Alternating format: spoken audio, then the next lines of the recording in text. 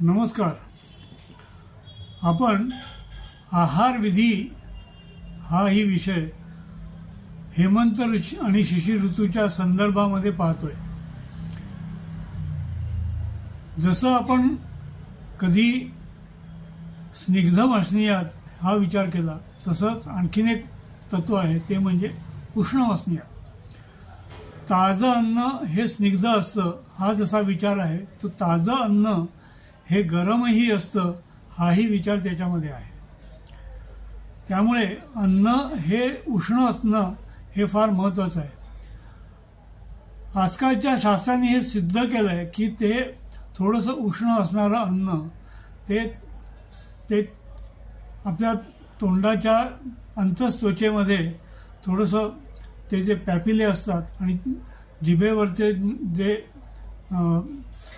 पॅपिले असतात त्यांच्यामध्ये थोडंसं प्रसरण करतं आणि त्यामुळे त्या अन्नाचा परिणाम आणि त्याचं ॲब्सॉर्प्शन हे अधिक इफेक्टिव्ह होतं, असं हे नवीन शास्त्र सांगतं.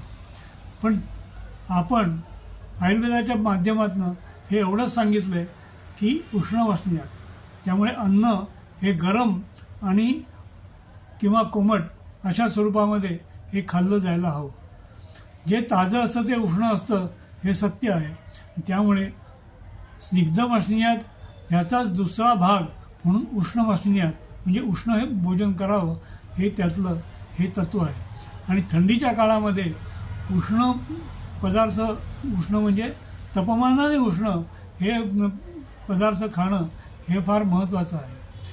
त्यामुळे गरम भात, गरम तव्यावरची पानात पडणारी पोळी, भाकरी आणि अन्नपदार्थ हे गरम गरम असतील तर आपल्याला खाण्यामध्ये अधिक मजा येते आणि त्यामुळे आणखीन मनाला आणि बुद्धीला आल्हाद प्राप्त होतो आणि त्यामुळे हेमंत ऋतूची मजा आणखीनच वाढते.